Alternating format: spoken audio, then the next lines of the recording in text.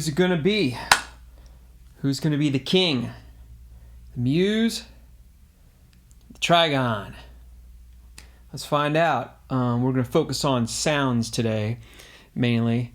And I'm getting started here with the initialized patch with the filters wide open, just to give you an idea what the oscillators sound like, just to jumpstart things here. So here is the saw wave.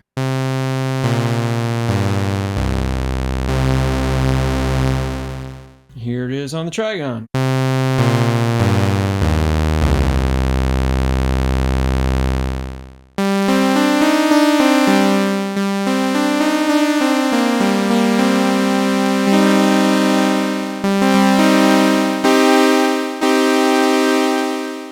The Trigon's a little tighter.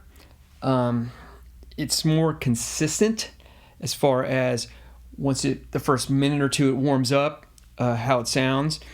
The Muse, it changes a little bit as it's warming up. I think it's still warming up a little bit right now, but you can kind of hear a little bit of movement between the voices.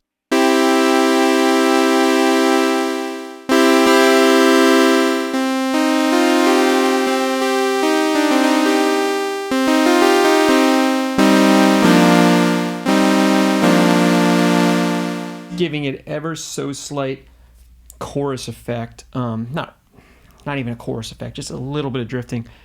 Here is an example of the square wave.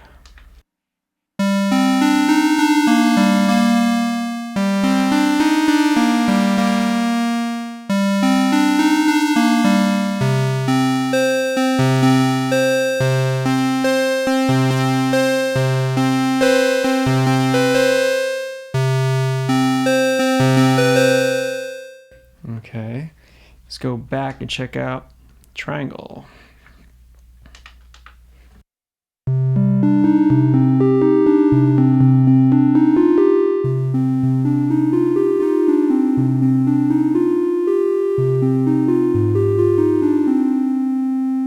Okay, let's go back to saw here. And I'll move the filter around a little bit.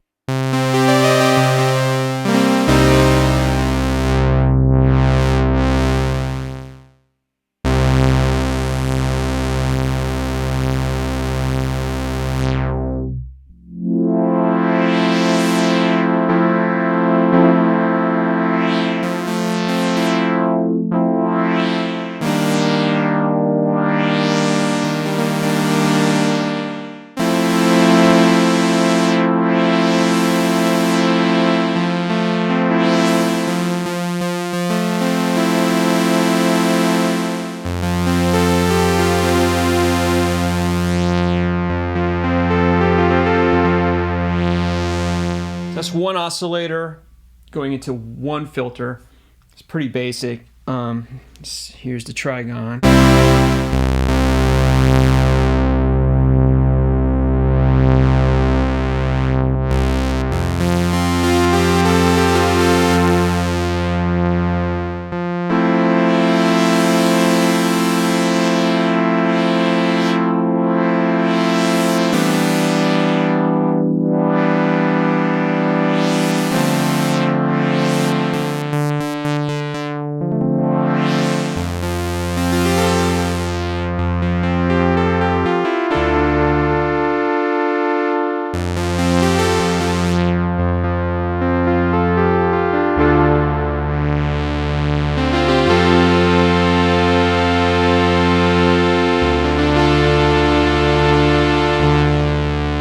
Bring the other oscillator in real quick right here.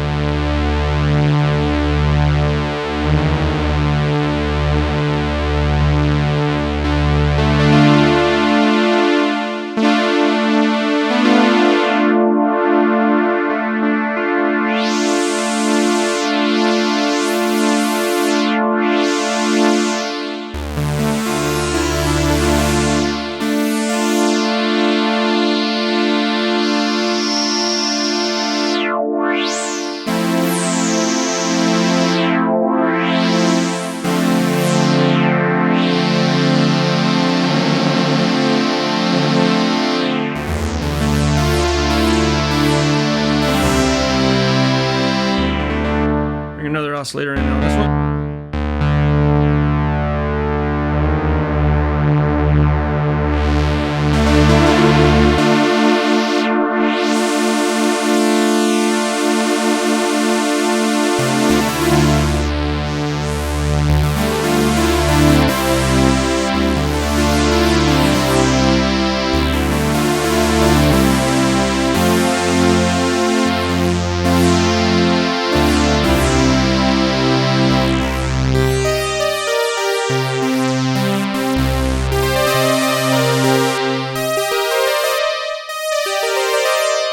So those are two saw waves being chorused a little bit, going through one filter on each synth, coming from the initialized patch. So that's just to get us jump started, and we'll be taking a look at some other patches I made already, comparing how they sound, and going into a few other things. I have an announcement to make. I made a discovery on the Muse that I'm very happy about. May give the Muse an edge in this competition. So one thing that's been bugging me, which is I could not see what the adjustments were.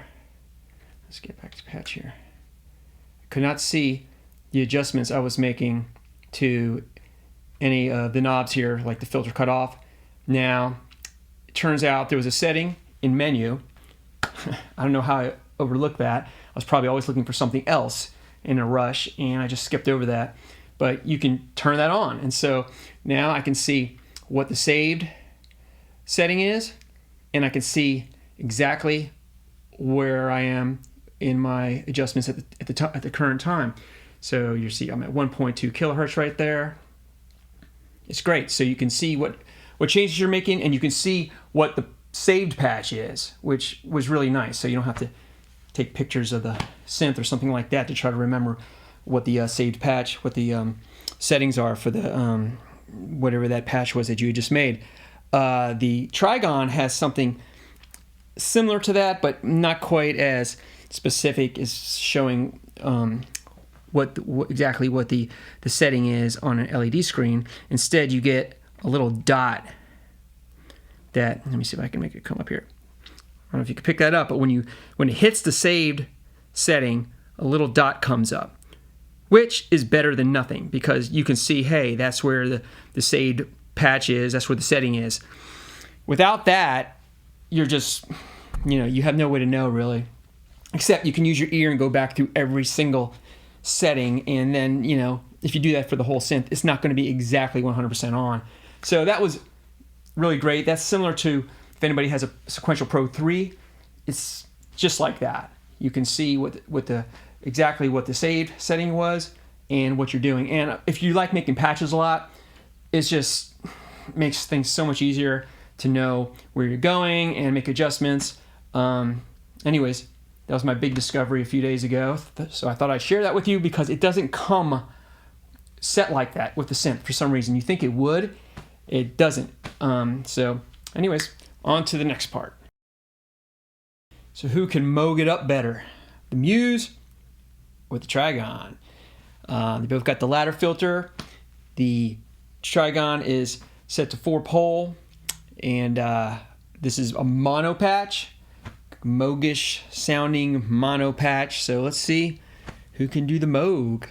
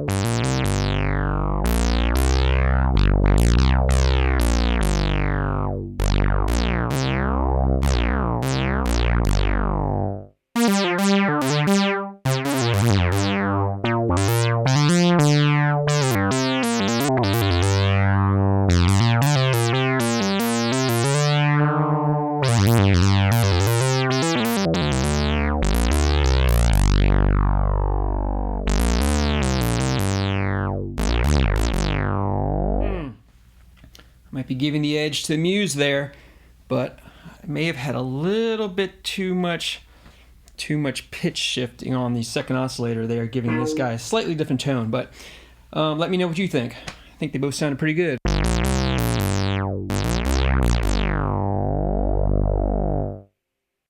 Okay, here's a funk chord patch. Let's see who can pull this off the best. We'll start with the trigon. Let's go.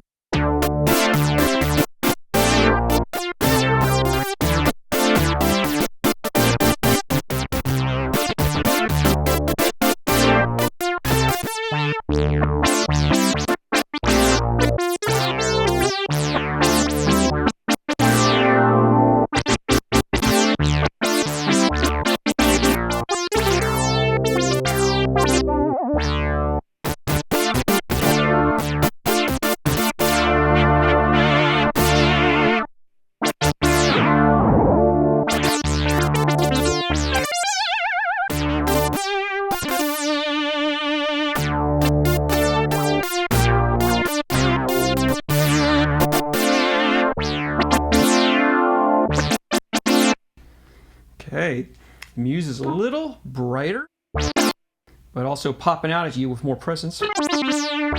That's usually how that works.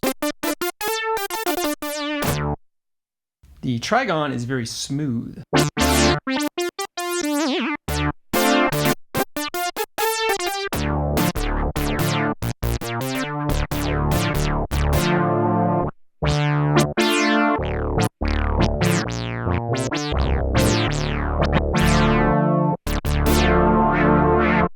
You let me know who won that round, Muse or Trigon.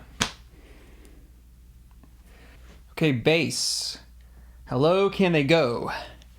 This is a patch that was inspired by a patch I have on my Moog Voyager, actually, that I liked, and I wanted to see if I could replicate it. Did a pretty good job of copying it on the Muse. Had a little bit more trouble on the Trigon. Maybe that's because of the two filters versus the one, and the with the Voyager has the two filter thing going on too. Tonal wise, that was a hard part to replicate. The tone, not necessarily how much low end you could get. So here's the Muse. If you're listening to this on a phone, I don't know how much you'll get, but hopefully you're listening to it on some larger speakers, because if you turn it up, it will shake things in the room.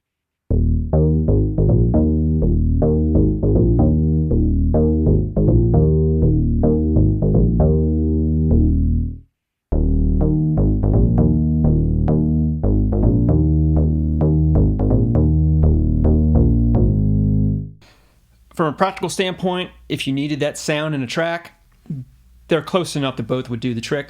I feel like the Muse, from my experience, it sounds like a tone that's going to fit in the mix and sound a little bit more polished right from the start. It's got a little more hardness.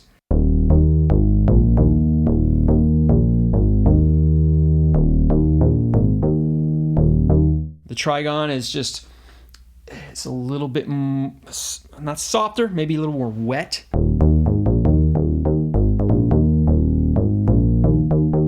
Hard to get the knocky sound without the filter kind of giving it a little bit of a tweak on the Trigon, where I could do that with both the filters on the Muse. Almost the sound of a synth that you sampled and you filtered multiple times, like a bass note.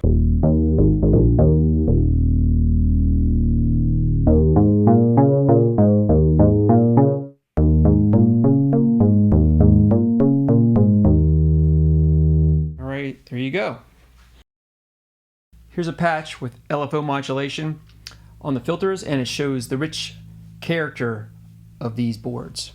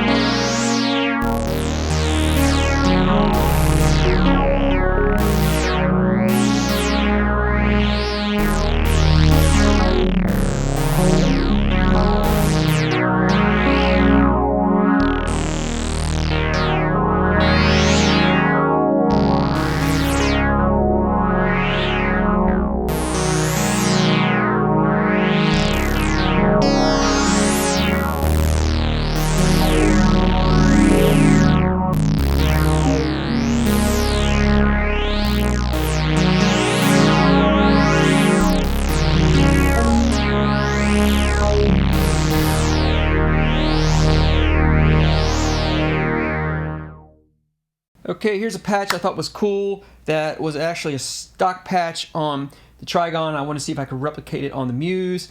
Couldn't really get exactly there. You couldn't get the angelic kind of voices singing thing, but you could get the Muse version of it. The Muse is doing is pitching the oscillators with the pitch LFO. It's modulating those for a kind of a little haunting shimmer. And on the Trigon, it's using the LFO. Now, the Trigon has a chorus and some hall reverb going. We don't have that on here. So I said, hey, I'm just going to do whatever I can do to kind of get the vibe going as close as possible. So I put the diffusion delay on some. It's obviously not the same thing as chorus and reverb, but, you know, just making do with what each one has. So this is, and then I found a little trick to get closer, and I'll show you that in a second. But here's what it sounds like.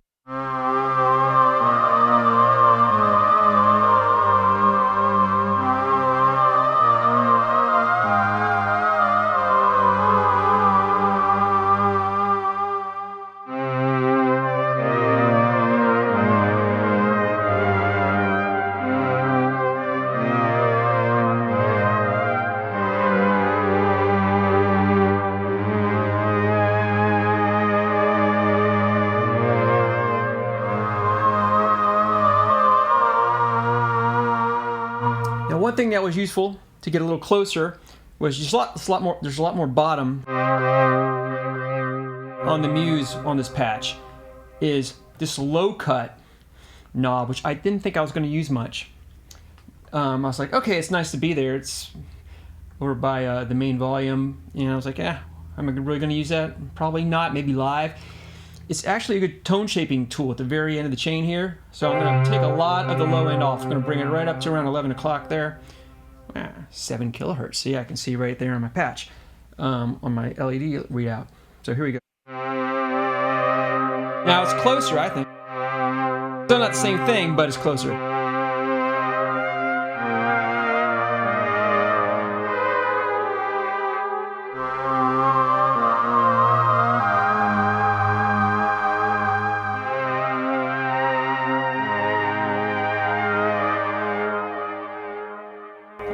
I'll take the low cut out.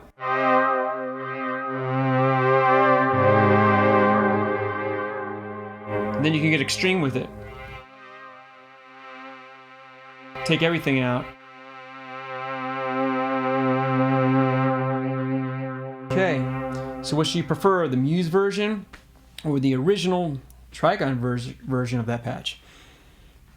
This patch is using a saw and square wave combined, and it has pitch modulation from the pitch LFO on the Muse and pitch modulation coming from the LFO on the Trigon. And this is what it sounds like. Let's compare these two. What do we want to play here?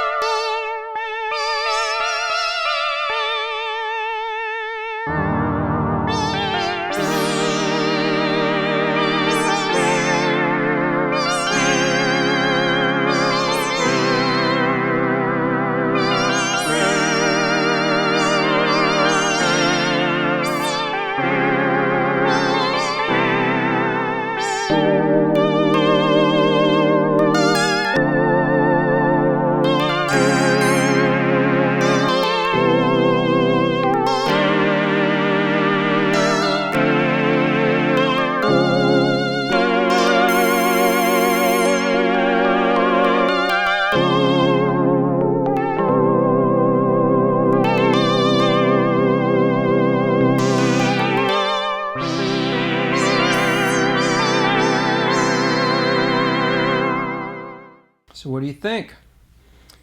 Who's got the wobble down better? Okay, these patches are very similar, but I think you can hear a slight smoothness versus a slight upper presence and grittiness in the Muse when comparing to the Trigon. Very close, but those differences shine through a bit. So let's check it out.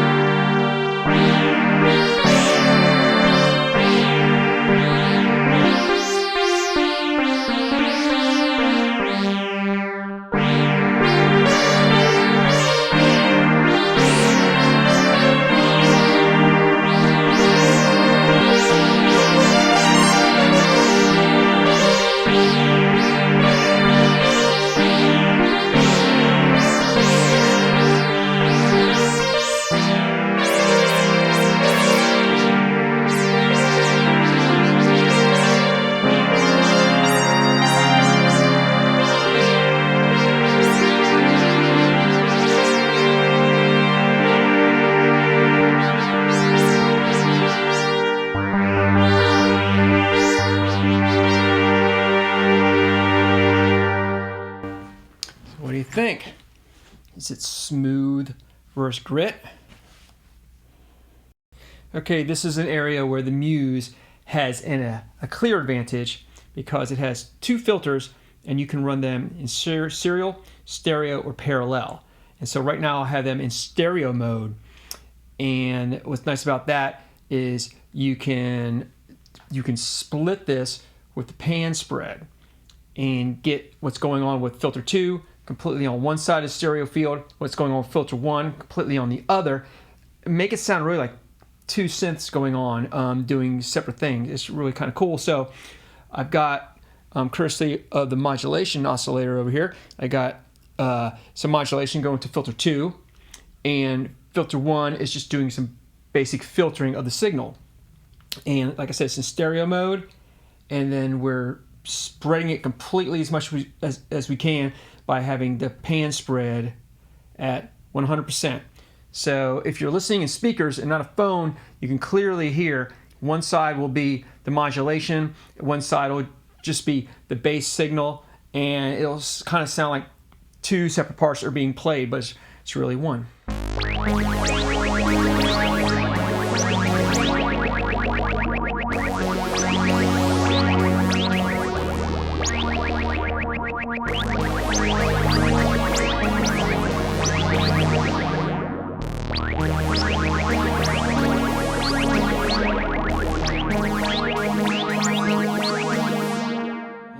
The Trigon can't really keep up. It does have a pan spread. I got the pan spread cranked, and I've got it in 2-pole mode. You can switch the filter from 4-pole to 2-pole, which that just makes it brighter. But this is the kind of the best it can do, trying to keep up with that.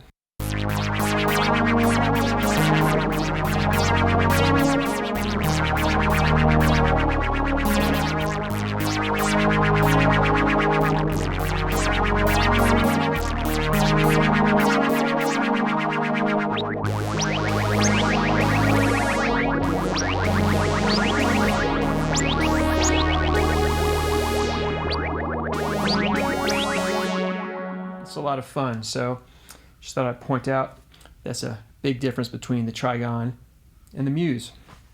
Okay, here's a pad that uses the filter section of the Muse in parallel, which you can get some nice textures going parallel, which both signals go to each filter independently and then they're summed back together, unlike stereo where they're kept apart after going through the filter section.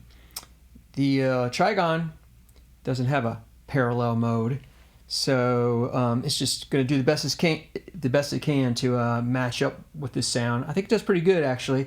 Have a some digital delay going on with the diffusion delay and some digital delay going on with the Trigon.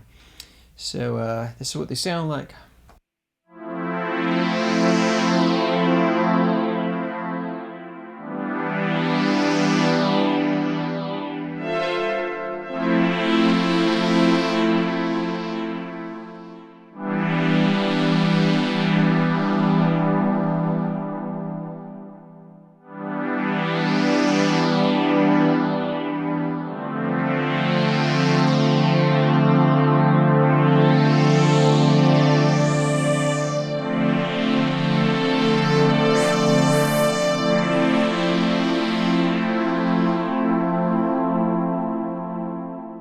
close.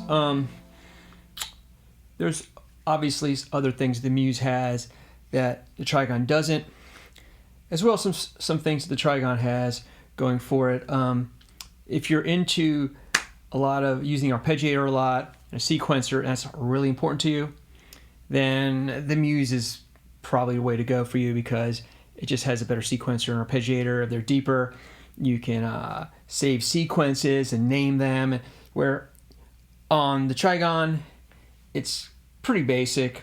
You can't really dig into it as much. It's there, it's useful, but it's not really what this synth is designed to have, or the purpose of it. One of the advantages, I don't know if it's an advantage, one of the things I like about the Trigon is it just seems really immediate. Maybe that's because it has a little less going on, but it's very fast and immediate, where you're not really thinking that one or two steps ahead when you're making a change. You're just kind of playing the instrument. And I've had it a lot longer than the Muse, so it's an unfair advantage.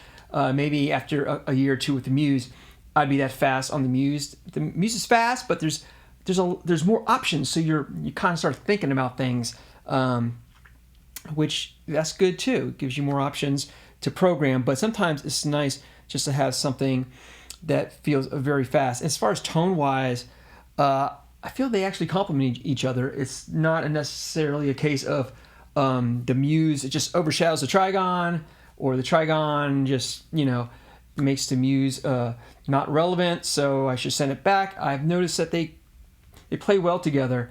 So I'd say hopefully this video is giving you some ideas, something to think about. If you want to get some more information, this is my 4th video. I have 3 others, part 1 and 2 and 3. 3 is about the filters, and 1 and 2 is sort of like a general overview of sounds of just the Muse, not both of these. So you can check those out, part 1, 2, and 3. And I'll probably have some more coming in the future. If you have any ideas for things you'd like to see in videos, just leave in the comments below, and I'll try to include that in the next video. Okay, so till then, see ya.